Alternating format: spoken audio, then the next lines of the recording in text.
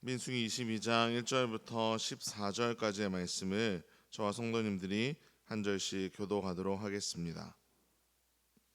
이스라엘 자손이 또 길을 떠나 모압 평지에 진을 쳤으니 요단 건너편 곧 여리고 맞은편이었더라. 십본의 아들 발락이 이스라엘이 아모리인에게 행한 모든 일을 보았으므로 모압이 심히 두려워하였으니 이스라엘 백성이 많음으로 말미암아 모압이 이스라엘 자손 때문에 번민하더라. 미디안 장로들에게 이르되 이제 이 무리가 소가 밭의 풀을 뜯어먹은 같이 우리 사방에 있는 것을 다 뜯어먹으리로다 하니 그때 십볼의 아들 발락이 모압 왕이었더라. 그가 사신을 부올의 아들 발람의 고향인 강가 부돌에 보내어 발람을 부르게 하여 이르되 보라, 한 민족이 애굽에서 나왔는데 그들이 지면에 덮여서 우리 맞은편에 거주하였고 청하건대 와서 나를 위하여 혹 그들을 쳐서 이겨 이 땅에서 몰아내리라. 그대가 복을 비는 자는 복을 받고 저주하는 자는 저주를 받을 줄을 내가 알미니라. 모압 장로들과 미디안 장로들이 손에 복채를 가지고 떠나 발람에게 이르러 발락의 말을 그에게 전하매 발람이 그들에게 이르되 이 밤에 여기서 유숙하라. 여호와께서 내게 이르시는 대로 너희에게 대답하리라. 모압 귀족들이 발람에게서 유숙하니라. 하나님이 발람에게 임하여 말씀하시되 너와 함께 있는 이 사람들이 누구냐? 발람이 하나님께 아뢰되 모압 왕 십볼의 아들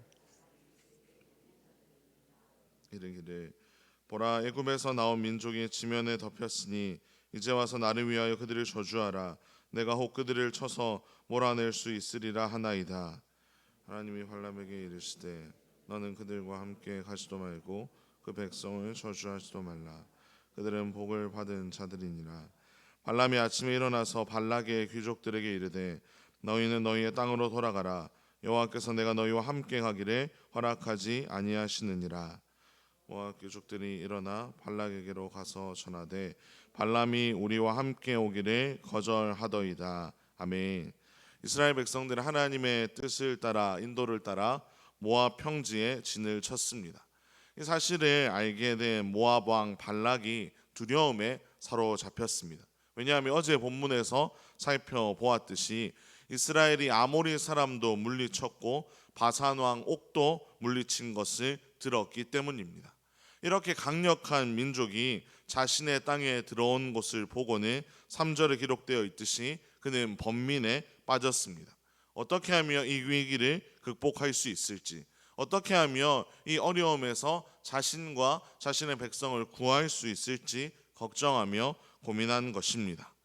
사실 이스라엘이 계속해서 전쟁을 먼저 일으킨 것은 아니었습니다.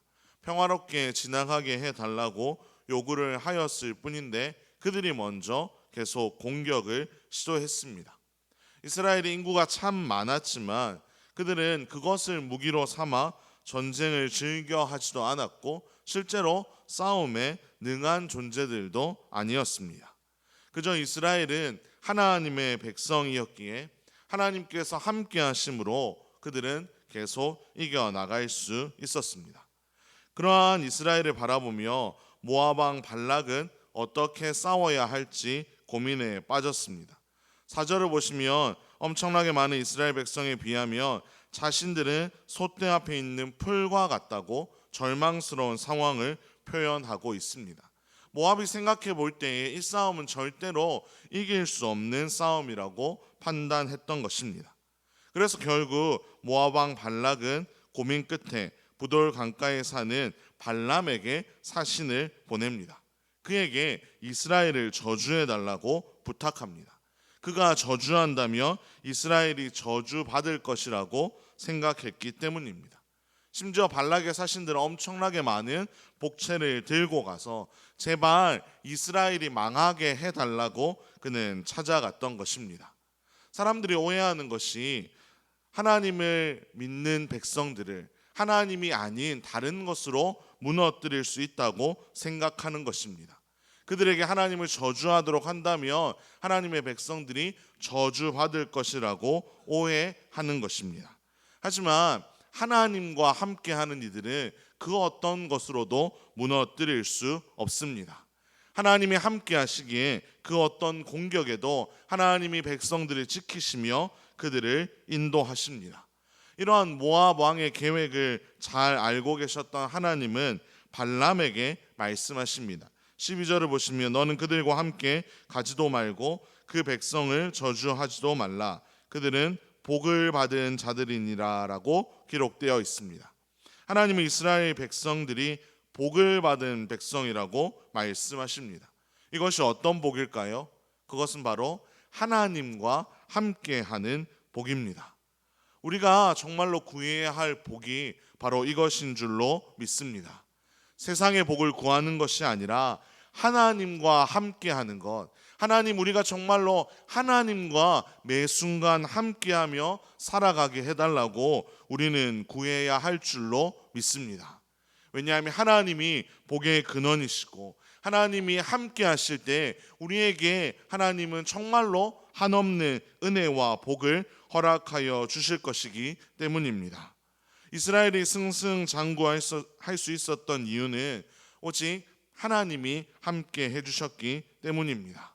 어제 살펴보았던 본문에서 그 전쟁에서 이길 수 있었던 이유도 하나님이 함께 해주셨기 때문이며 오늘 본문에서 발락의 계획까지도 무산시키신 분도 하나님이십니다. 죄악된 세상은 이 하나님이 함께 하시는 백성을 결코 이길 수 없습니다. 하나님의 백성이 세상을 이길 수 있는 이유도 오직 하나님밖에 없습니다. 아무리 많이 준비해도 하나님이 없으면 우리는 절대로 이길 수 없는 것입니다. 오늘 이 말씀을 통해 우리가 다시 한번 우리의 인생을 주관하시는 하나님을 바라볼 수 있기를 간절히 소망합니다. 우리와 함께 하시는 하나님은 정말로 다양한 방법으로 역사하십니다. 우리 각 사람에게 처한 상황과 여건에 따라 하나님 완전한 계획으로 우리의 삶을 다스리고 계십니다. 우리는 두려워하지 말고 걸어가기만 하면 됩니다. 죄의 세력들이 어떤 노력을 한다고 해서 우리가 불안해하거나 초조해하거나 염려하는 것이 아니라 우리는 그저 하나님과 함께하는 복을 구하며 그 하나님의 뜻 안에 거하면서 살아가야 되는 줄로 믿습니다. 오늘도 하나님과 함께함으로 여러 가지 죄의 유혹들을 이겨내며 하나님과 함께함으로 즐겁고 평안한 삶을 살아가는 저와 여러분의 복된 삶이 되기를 주님의 이름으로 축원합니다. 기도하겠습니다. 사랑과 은혜의 하나님 아버지, 오늘도 우리를 깨워주셔서 함께 모여 하나님을 찬양하며 말씀 듣고 기도함으로 하루를 시작하게 하시니 감사를 드립니다. 모압 왕 발락처럼 그릇된 것에 마음을 두고 그것을 의지하는 인생이 되지 않게 하시고 모든 것을 선하게 인도하시는 하나님만을 신뢰함으로 승리하는 삶을 살아가게 하여 주시옵소서. 연약한 우리의 것을 의지하지 않게 하시고 영원히 변하지 않으시고 실패하지 않으시는 하나님만을 의지하며 하나님과 동행하는 그러한 삶을 살아가도록 우리와 함께하여 주시옵소서. 이 모든 말씀 우리 주 예수 그리스도의 이름으로 기도합니다. 아멘.